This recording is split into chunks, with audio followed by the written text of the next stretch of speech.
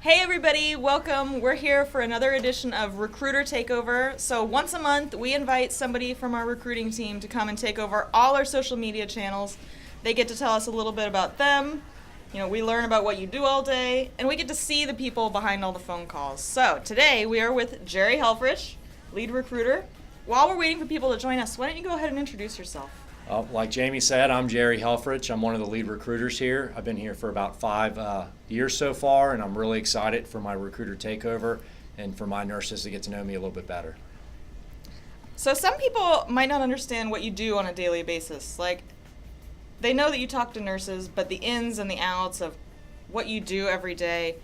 Walk us through what a normal day in the life of Jerry is. Yeah, sure. And this will be interesting because you're probably one of the most organized people we have on the floor, which I love. Yes, to a flaw, unfortunately. That's not a flaw. No. But, that is a great question. A lot of the nurses, they don't really see what goes into the job beforehand.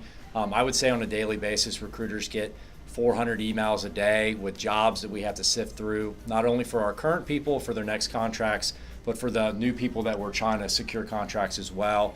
We're in constant contact with our current employees, dealing with anything that can come up on a week-to-week basis, whether that be missing timesheets, their new submittals, hey, how's your assignment going?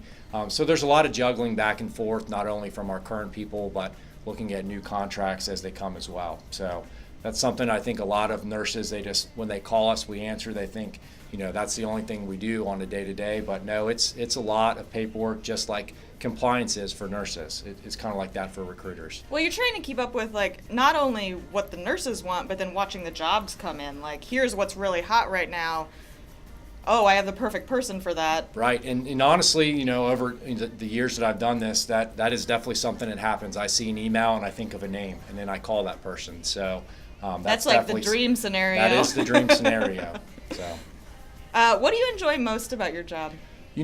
Every year nurses surprise me with, their stories that they share about how this has been their greatest year financially, or they paid off this credit card, or they had the best Christmas of all time. Stuff like that is great to hear for their families, but I really like it when nurses say, I've always wanted to go here and you made it happen. I know we tried 2 or 3 times, but we finally did it. I just really like that kind of bucket list items, stuff that I could see myself doing if I was on the other end. I'd want cool and exciting contracts, and it's just really good to hear, to reaffirm, why I do this for a reason. So. Well, and that's kind of been a recurring theme through a lot of our recruiter takeovers is like finding that missing piece for somebody is Exactly. so rewarding. It That's really cool. is.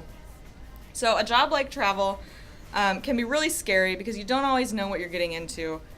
We're going to go through some questions that are Sure. just about, first assignments, what to do. How can a traveler prepare for their assignment ahead of time? Well, just like you said, I'm big on organization. I think one of the biggest things a traveler, especially a new traveler, should do is kind of develop a game plan, check out the area before they go. I know that seems common sense, but you'd be surprised how many travelers call me their first week and they don't know where to go get groceries. They don't know where to go wash their scrubs. They don't know what they're going to do on their off time. So I think those are great things that you should probably want to look into before you get in the car to drive there or buy your plane ticket. Figure out what you're going to do on your off days and kind of create like a list of things that you can accomplish on your assignment. I think that makes it more than just going there to make money. I think it becomes an experience at that point. Well, that's one of the fun things about moving around is finding out where your local grocery store is, finding a pizza place around the corner Sure. or a little shop that you like. That's also part of the fun part. Exactly. As you're joining us, make sure you give us a shout out, say hey. So Jerry and I know you're here. This is a complicated question, at least I think so. What does day one on an assignment usually look like? Well, I guess there's really a couple different day ones. Day one for me is like orientation, hospital stuff. That's all pretty standard with the industry, and you should know that going into it, what your schedule is going to look like.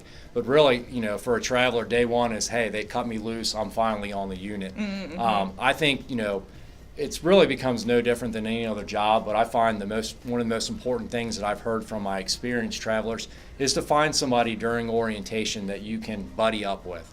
It'll make your whole experience better. That's a good idea. When you have issues, issues are going to come up. It's a part of the job. You're going to have tough days. It's important to have a go-to person other than maybe a manager or a supervisor. So I would say during that first week, find somebody that you can relate to or even hang out with when you're not working. You know, I have nurses that drive 2,000 miles across the country and they know nobody. Right. For me, I would want to find somebody to hang out with on my off time. So, you know, day one, obviously orientation, you know, that's great. But, you know, as far as getting on the unit, getting your feet wet, that should be like riding a bike for most nurses. Yeah, it's the orientation part that I feel like we get a lot of questions about because, and it varies. Like, I feel like sometimes it's a couple hours of orientation, sometimes it's a week.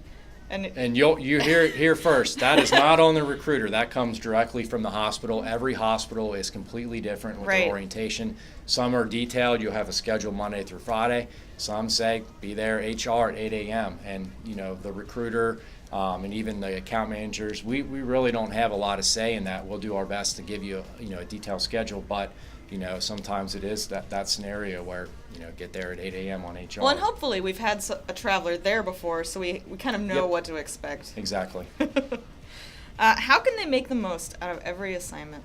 Well, kind of going back to the finding a buddy, you know, kind of thing, you know, I think going into it, you want to try to create experiences or memories set aside from, you know, just making money and being out there doing something fun on your off days that you can maybe accomplish with somebody that you just met. I think it's really interesting or really cool when I see my nurses send me photos of all the girls that they've met on the unit and they're all out for cocktails or they're doing something cool. I think that's something that you should go into the assignment thinking that you're going to do. I want to make new friends. I want to go, you know, do this thing. I want to go climb this mountain or whatever. I think when you look at it that way, it's more than just a job and just a contract. So I think that's definitely, you know, travel nursing in a nutshell. One of my favorite photo contest submissions that we had recently was a photo of 3 of our travelers, and I don't think they were on assignment at the same place, but they all met up and went hiking together. Yeah, it's really common. And it was just the best photo. They just all look so happy, and I love it. That's awesome. How can a recruiter help the traveler during their assignment? So what kind of things can you do? Yeah, so I think really the biggest thing, it all boils down to communication. You'd be surprised how many times, I don't know if it's a nurse doesn't feel comfortable telling the recruiter something, which we obviously have clinical liaisons that can help with that. But, you know, the worst case scenario is when something's going bad on the assignment and the recruiter doesn't know until it's maybe too late. So I would say, you know, the most important thing is if you're experiencing something or you need to talk to somebody, call your recruiter first. We're here to have your back. And if we can't help, we can get somebody that can. So I think that's definitely the number one thing a recruiter can do for a nurse on assignment. Outside of obviously checking in, making sure you're doing okay, finding out if you want to extend, and then looking for the next contract, you know, is to be a point person that they can call and reach out to. Or even just if you're having trouble with your coworkers. Sure. Like, we want to hear it all. That's fine. Yeah. Bring it on. I'm perfectly fine with you calling the vent to me, you know. Let's keep it between the two of us. But yeah, communication is huge. So you've worked with a lot of nurses on assignment all over the country. What is your favorite or most interesting story? And the rule is no names. No names? No names allowed.